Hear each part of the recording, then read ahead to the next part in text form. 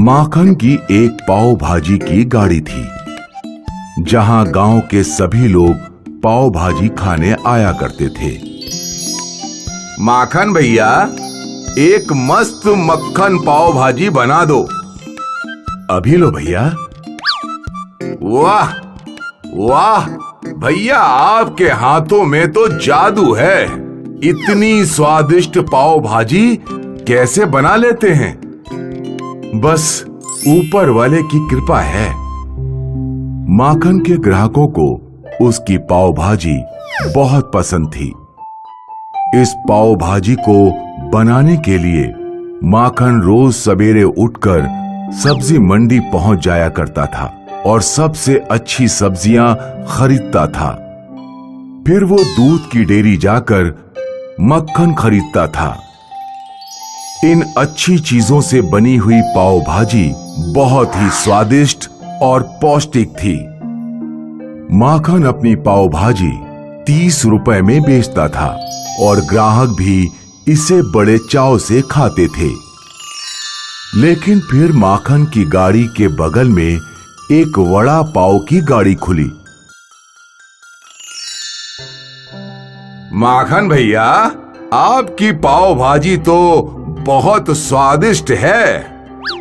ऊपर वाले की कृपा है। अक्सर माखन और गिरधर बातें करते थे। एक दिन की बात है। भैया, आपको उस रात के बाजार के बारे में पता चला क्या, जहां सब्जियां बहुत ही सस्ती मिलती हैं? रात का बाजार? जो सब्जियां दिन भर बच जाती हैं, उसे रात में सस्ते में बेचते हैं। लेकिन वो तो इतनी अच्छी नहीं होंगी ना? अच्छी बुरी से हमें क्या करना है? इससे हमारा मुनाफा ही होगा और ग्राहकों को स्वाद का फर्क भी नहीं समझ आएगा। वो तो ठीक है, चलिए आज रात को चलते हैं। गिरधर और माखन रात को सब्जियों के बाजार में पहुंचे। वहां माखन ने आधे दामों पर सब्जियां खरीदी। ये सब तो आधे दामों पर मिली। देखा, मैं ना कहता था कि हमारा मुनाफा होगा। अगले दिन माखन ने इन सब्जियों से पाव भाजी बनाई। वाह भैया, बहुत बढ़िया। माखन खुश था कि उसके ग्राहकों को कुछ फर्क समझ में नहीं आ रहा था। माखन ने ज्यादा मुनाफे के लालच में वही सब्जियां खरीदी और पाव भाजी बेचता रहा। लेकिन उसकी ये खुशी बहुत छोटी थी। एक दिन एक औरत रोते हुए माखन की दुकान पर आई। तुम्हारी वजह से मेरे पति अस्पताल में है। मैंने क्या किया? क्या किया? वो तुम्हारे ठेले से रोज पाव भाजी खाते थे। तो उन्हें फूड पॉइजनिंग हुई और डॉक्टर बोल रहे हैं कि पाव भाजी की वजह से हुआ है। नहीं, ऐसा नहीं है। ये सुनते ही उसके ग्राहकों ने पाव भाजी की थाली नीचे रख दी। अरे मेरी बात सुनो, ऐसा कुछ नहीं है। माखन बहुत बोलता रहा, पर किसी ग्राहक ने उसकी एक न मानी। सब चले गए। उसके बाद गांव का कोई भी व्यक्ति माखन की पाव भाजी नहीं खाता था।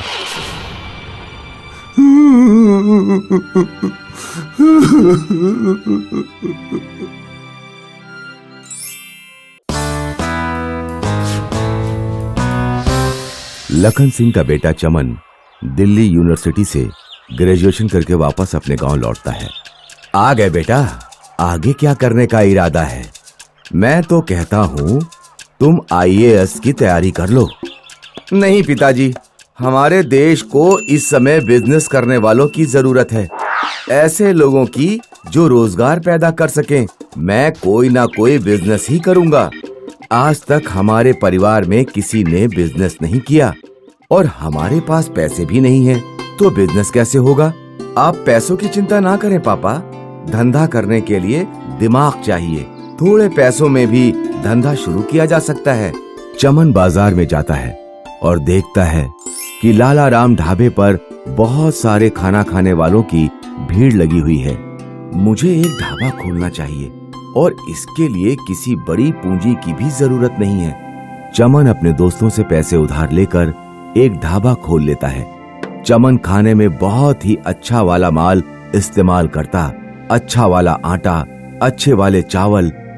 शुरू के 2 दिन चमन के ढाबे पर कोई नहीं आता। फिर एक दिन एक आदमी आता है। अरे भाई, कितने रुपए की थाली दी है? मात्र 40 रुपए की सर। फिर 2-3 लोग और भी आते हैं।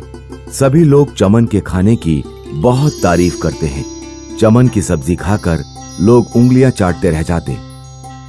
ऊपर से चमन का व्यवहार भी बहुत अच्छा था। वो अपने ग्राहकों की बहुत इज्जत करता।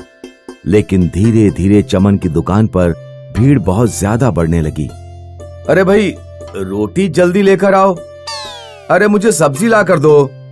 अरे मेरे चावल खत्म हो गए, मेरे लिए चावल लेकर आओ। एक दिन चमन किसी ग्राहक को सब्जी देने जा रहा होता है। जल्दीबाजी में उसका पैर फिसल जाता है और चमन के सर पर चोट लग जाती है।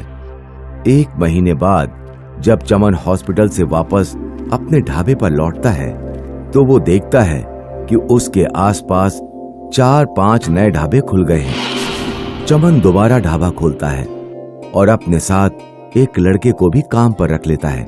लेकिन इस बार ग्राहकों की संख्या बहुत कम रहती है। चमन को मजबूरी में अपना ढाबा बंद करना पड़ जाता है। अरे मैं तो पहले ही मना कर रहा था कि बिजनेस मत कर, किसी सरकारी नौकरी की तैयारी कर ले। पिताजी, किसी भी काम में ऐसी छोटी मोटी परेशानियां आती रहती हैं, लेकिन हमें हार नहीं माननी चाहिए। मुझे कुछ नहीं पता, गांव के सारे लड़के तैयारी कर रहे हैं। या तू सरकारी नौकरी की तैयारी कर या घर से निकल जा। चमन उदास होकर गांव में घूम रहा होता है। तभी उसे एक पत्ता गोभी बेचने वाला दिखाई देता है। पत्ता गोभी को देखकर उसे याद आता है कि एक बार उसने दिल्ली में चाइनीज भेल खाई थी। क्यों ना चाइनीज भेल का धंधा ही शुरू किया जाए। चमन नूडल्स, पत्ता गोभी और बाकी जरूरत की सारी चीजें खरीद लेता है और अपना ठेला एक स्कूल के सामने खड़ा कर लेता है। दिन में वो सामान तैयार करता और शाम को चाइनीज भेल बेचता। चमन के पास स्कूल के बच्चों की भीड़ लग जाती। जल्द ही चमन के पास खूब पैसे आने लगते हैं। चमन पूरे गांव में चमन चाइनीज भेल वाला के नाम से फेमस हो जाता है। एक दिन लखन सिंह अपने दोस्त के घर जाते हैं। आओ आओ लखन सिंह, लो ये चाइनीज भेल खाओ। ये तो आज मैं पहली बार खा रहा हूँ। लखन सिंह चाइनीज भेल खाकर देखते हैं। अरे वाह, इसका स्वाद तो बहुत ही अच्छा है। किसने बनाया है इसे? अरे तुम्हें नहीं पता, ये तुम्हारे बेटे चमन ने बनाया है। पूरे गांव के लोग उसकी चाइनीज भेल खाते हैं। लखन सिंह अपने बेटे के पास जाता है। लखन सिंह देखता है कि चमन बहुत मेहनत से काम कर रहा है और उसने काफी अच्छे कपड़े पहन रखे हैं। मुझे माफ कर दो बेटा, मैं तुम्हें समझ नहीं पाया। कोई बात नहीं पिताजी। बेटा, अब मेरी समझ में आ गया कि पैसा और इज्जत केवल नौकरी से ही नहीं आते, बल्कि बिजनेस करने से भी आते हैं।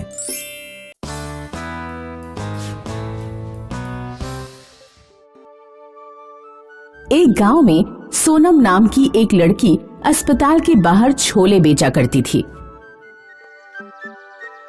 गर्मा गर्म छोले ले लो, चना जोर गरम बाबू, मैं लाई मजेदार चना जोर गरम। इसमें डाला है बढ़िया मसाला, इसे खाएगा दिल वाला। ले लो चना जोर गरम। सोनम के छोले खूब बिका करते थे। अस्पताल के मरीज जब ठीक होकर बाहर आते तो वे एक बार सोनम के छोले जरूर खाते। अस्पताल के बाहर पिंकी नाम की एक पापड़ बेचने वाली भी आती थी। पिंकी के पापड़ कम बिका करते थे, इसलिए वह सोनम से बहुत चिढ़ती थी। गर्मा गर्म छोले, सड़े बुरे छोले, पता नहीं कितने दिन पुराने बासी छोले उठा लाती है ये सोनम सड़ेलिया। मेरे छोले तेरे गंदे सड़े पापड़ों से तो अच्छे ही हैं। सच बता, कितने दिनों से नहाई नहीं है? सोनम शाम को घर लौटकर अपनी बूढ़ी बीमार माँ की सेवा किया करती थी और उसे दिन भर की बातें भी सुनाती। अम्मा, आज एक अमीर ग्राहक ने मुझे 100 रुपए की टिप दी। ये क्या होता है? जब कोई खुश होकर कुछ एक्स्ट्रा पैसे देता है तो उसे ही टिप कहते हैं। बेटी, तू अपनी शादी के लिए कोई लड़का ढूंढ ले। मैं तो कहीं उठकर जा भी नहीं सकती। पहले तुम पूरी तरह स्वस्थ तो हो जाओ, तब मैं अपनी शादी कर लूंगी। सोनम की माँ का स्वास्थ्य दिन पर दिन बिगड़ता गया। एक दिन उसे अपनी माँ को लेकर अस्पताल जाना पड़ा। पिंकी यह देखकर बहुत खुश हुई। सोनम की अम्मा अस्पताल में है, वो अब छोले बेचने नहीं आ पाएगी। तब तक मैं छोले का धंधा जमा लेती हूँ, ऐसा बढ़िया मौका फिर नहीं मिलेगा। पिंकी ने पापड़ बेचना छोड़ दिया और छोले बेचने लगी। लेकिन पिंकी के छोले का स्वाद लोगों को पसंद नहीं आया और पापड़ की तरह उसके छोले भी बहुत कम बिके। उधर सोनम की माँ की तबीयत ठीक हो गई और वह दोबारा छोले बेचने आ गई। सोनम के वापस आते ही उसके पास ग्राहकों की भीड़ लग गई। मैंने छोले बेचे तो किसी को पसंद नहीं आए, और इस सड़ेलिया के छोले देखो, लोग कैसे लपालप खा रहे हैं। इसे और इसके ग्राहकों को मजा चखाना पड़ेगा। पिंकी चुपके चुपके सोनम पर नजर रखने लगी। एक दिन जब सोनम अपनी छोले की टोकरी बाहर रखकर टॉयलेट के लिए अंदर गई तो पिंकी ने उसके छोलों में खुजली की दवा मिला दी। उस शाम जिसने भी छोले खाए वह खुजली से परेशान हो गया। इस लड़की के छोले खाने से खुजली हो रही है, भगाओ इसे यहाँ से। लोग सोनम को अस्पताल के बाहर से भगा देते हैं। पिंकी यह सब देखकर बहुत खुश होती है। अब आया ना मजा। सोनम वीरपुर जाने वाली सड़क किनारे बैठकर रोने लगी। अब मैं अपनी माँ का इलाज कैसे कराऊंगी? सोनम के पास एक बुढ़िया खाना मांगने आई। बेटी, अपनी टोकरी से कुछ छोले मुझे दे दो, बहुत भूख लगी है। अम्मा, ये छोले मत खाओ, इनमें किसी ने कुछ मिला दिया है। मेरे पास 100 रुपए हैं, चाहो तो ये ले जाओ, कहीं से खाना खरीद कर खा लेना। सोनम ने बूढ़ी औरत को अपना 100 का नोट दे दिया। बूढ़ी औरत ने छोलों के ऊपर अपना हाथ किया, कुछ प्रकाश हुआ, फिर वह बूढ़ी औरत चली गई। सोनम खुजली वाले छोले लेकर घर पहुंची। उसने सारी बात अपनी माँ को बताई। ला, एक चम्मच छोले मैं खाकर देखती हूँ, पता लग जाएगा कि इससे खुजली हो रही है या नहीं। माँ ने एक चम्मच छोले खाए। छोले खाते ही सोनम की माँ एकदम स्वस्थ हो गई। बेटी, मैं बहुत अच्छा महसूस कर रही हूँ और मुझे कहीं खुजली भी नहीं हो रही है। लगता है तुम्हें जरूर कोई गलतफहमी हो गई होगी। तुम इन्हीं छोलों को कल दोबारा बेचने जाना।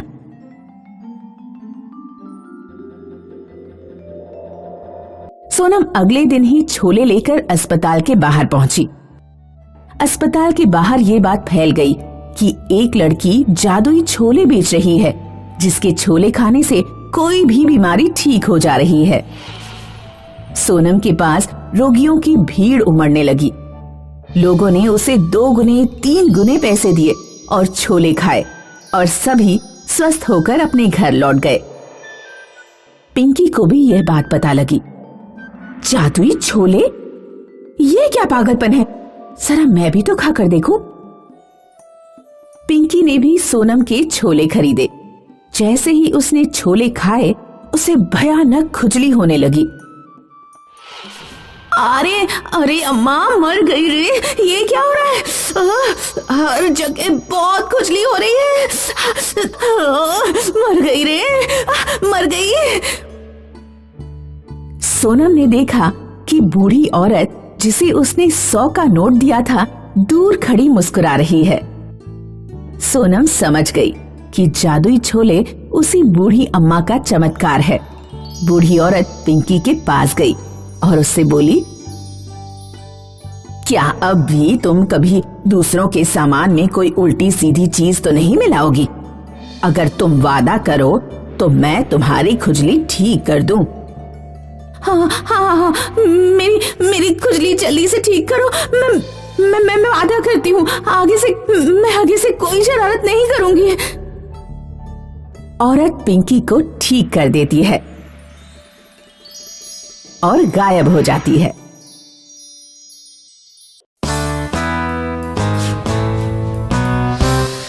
छगन एक पकोड़े वाला है। भैया प्याज के पकोड़े दे दो 1 प्लेट। ये लीजिए। भाई कितना हुआ? 10 रुपए।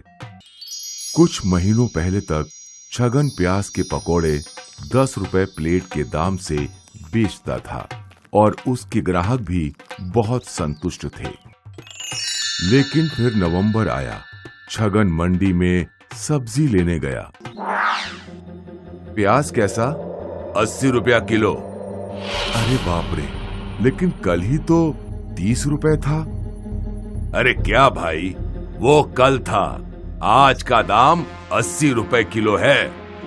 लेकिन एक दिन में इतना दाम कैसे बढ़ सकता है? तुम न्यूज़ नहीं देखते क्या? प्याज की कमी हो गई है, इसलिए प्याज का दाम बढ़ गया है। अब तो लगता है प्याज 100 रुपए के ऊपर जाएगा।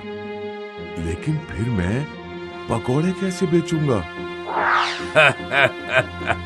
प्याज के पकोड़े भूल जाओ। छगन रोज 4 किलो प्याज लेता था, लेकिन आज उसने सिर्फ 2 किलो प्याज लिया। रोज की तरह वो अपने ठेले पर ले गया और उन्हें काट कर पकोड़े बनाने लगा। छगन ने पहले स्लेट पर दाम बदला। अब पकोड़े की प्लेट 10 रुपए नहीं 50 रुपए की थी। छगन ने गर्मा गर्म पकोड़े निकाले और तभी उसके रोज के ग्राहक कल्लू चाचा वहां आए।